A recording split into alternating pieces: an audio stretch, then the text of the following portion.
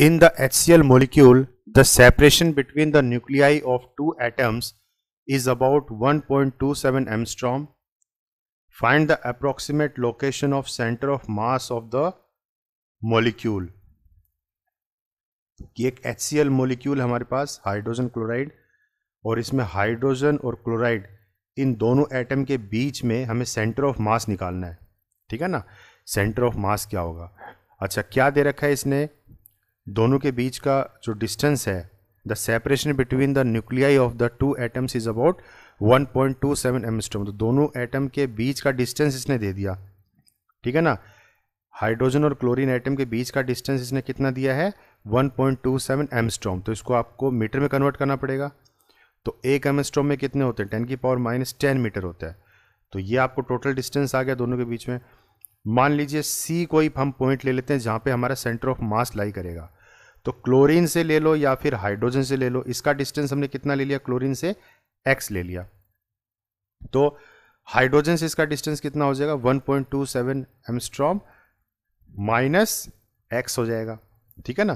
तो ये हमें यहाँ पे सेंटर ऑफ मास निकालना है सी पॉइंट पे. तो find the approximate location of the centre of mass of the molecule. Given that a chlorine atom is about 35.5 times as massive as a hydrogen atom. और क्या गिवन है कि जो chlorine atom का जो मास है वो 35.5 टाइम्स ज़्यादा है. ठीक है ना. तो अगर हाइड्रोजन का मास अगर मैं m लेता हूँ मान लो, तो क्लोरीन का मास कितना हो जाएगा? 35.5 टाइम्स m हो जाएगा. ठीक है ना. इसका मतलब ये हुआ. और क्या दे रखा है? Nearly all the mass of an atom is concentrated in its nucleus. तो क्या कह रहा है कि मान लीजिए कि सारा का सारा जो मास है किसी भी एटम का वो उसके न्यूक्लियस में कंसंट्रेट करेगा. तो न्यूक्लियस कहाँ होता है? सेंटर में. तो हम एटम के सेंटर टू सेंटर ये डिस्टेंस देखेंगे. ठीक है ना. तो पहले x की वैल्यू निकाल लेते हैं. तो x की वैल्यू निकालने की सेंटर ऑफ मास कहाँ लाई करेगा? ठीक है ना. तो कितना दूरी पे लाई करेगा वो दोनों एटम से? तो क्लोरीन से हमने सेंटर ऑफ मास का जो डिस्टेंस है कितना लिया है? x लिया है. तो हमें x की वैल्यू निकालनी है. तो centre of mass by formula हमारे पास क्या है? The product of mass and its distance from the origin plus the product of other mass and its distance from the origin and divided by the sum of the total masses that is m1 plus m2. और ये किसके बराबर हो जाएगा? 0, क्योंकि ये हमारा origin है, क्योंकि ओरिजिन से हम डिस्टेंस ले रहे हैं. ठीक है ना. तो अब ये सारी वैल्यूज जो दे रखी है वो पुट करनी है. m1 की वैल्यू दे रखी है, m1 की वैल्यू है m, और इसका जो डिस्टेंस है वो है 1.27 माइनस x, प्लस m2 की जो वैल्यू है मास ऑफ क्लोरीन वो होगी 35.5 m, और इसका जो डिस्टेंस है वो दे रखा है x. ठीक है ना. और अपॉन m प्लस 35.5 m.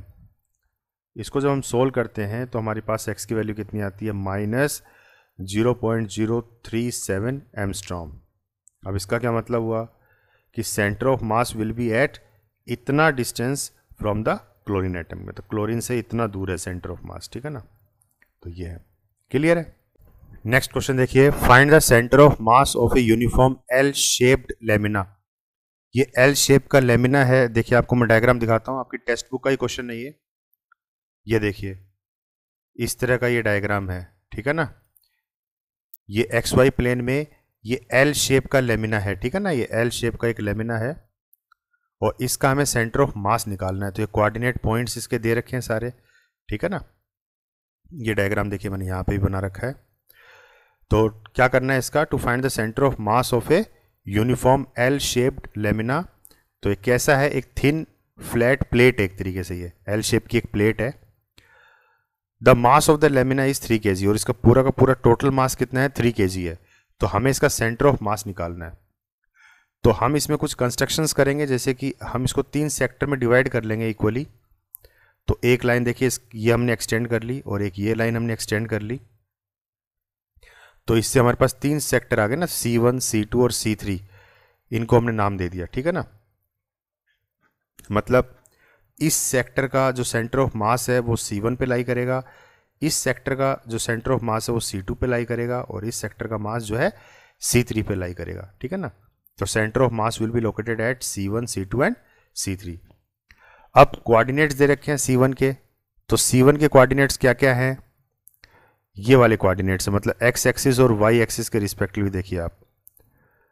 तो इस C1 का जो पॉइंट आएगा यहाँ पे, देखिए इस डायग्राम के हिसाब से अगर देखा जाए तो ये जो डिस्टेंस है यहाँ पे ये पूरा 2 है, तो 2 का यहाँ पे कितना हो गया 1, और इसका हाफ यहाँ पे 1 का कितना हो जाएगा, हाफ हो जाएगा, तो ये आएगा हाफ। और इसी तरीके से ये 2 दे रखा है वाई एक्सिस पे, तो इसका हाफ ये 1 है, और इसका हाफ ये यहाँ पे कितना आएगा, हाफ आएगा, ठीक है ना। तो वही बता रखा है C1 का कितना है, कोऑर्डिनेट्स क्या हो गया एक्स और वाई में, हाफ कोमा हाफ, ठीक है ना। और इसी तरीके से C2 के कोऑर्डिनेट्स क्या आएंगे, C2 के कोऑर्डिनेट्स C2 ये वाला पॉइंट आएगा, तो हाफ प्लस हाफ यानी कि 3/2, और y कोऑर्डिनेट इसका आएगा 1/2। और ऐसे ही C3 का देखिए आप, C3 का ये जो कोऑर्डिनेट x के ऊपर ये आएगा हाफ, और y के ऊपर आएगा इसका हाफ प्लस हाफ, ठीक है ना, 3/2। तो ये है। और हमें क्या बता रखा है कि इसका जो मास है वो 3 kg है, तो ये हमने 3 इक्वल सेक्टर में डिवाइड कर लिया, तो हर एक सेक्टर का जो मास होगा वो कितना होगा, 1 kg आ जाएगा। तो वेयर M1 M2 M3 क्या हो जाएगा, 1 kg हो जाएगा, मतलब इसका मास M1 मान लो, इसका M2 मान लो और इसका M3 मान लो, तो तीनों का मास इक्वल होगा 1 kg। टोटल मास हमें दे रखा है 3 kg, ठीक है ना। तो सेंटर ऑफ मास जो है वो मान लीजिए x पे है, ठीक है ना, x ओरिजिन पे है, तो यही फॉर्मूला हम पुट करेंगे, M1 x1 plus M2 x2 plus M3 x3 upon total mass. तो M1 कितना है, मास ऑफ फर्स्ट 1 kg, और इनटू x1 कितना आया था, x1 आया था C1 के लिए ना, तो ये आया था हाफ, प्लस इसी तरीके से M2 के लिए मास 1 हो गया, और x2 कितना आया था हमारे पास, ये x2 है 3/2, ऐसे ये x3 है 1/2, ठीक है ना।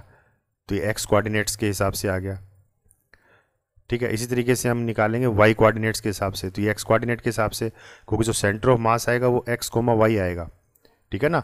तो इसमें पहले x कोऑर्डिनेट निकालना पड़ेगा, फिर y कोऑर्डिनेट। तो पहले x कोऑर्डिनेट का हम सेंटर ऑफ मास की वैल्यू निकाल लेते हैं, तो इसको सोल्व करेंगे तो आएगा हमारे पास 5/6 m, ठीक है ना, ये आया।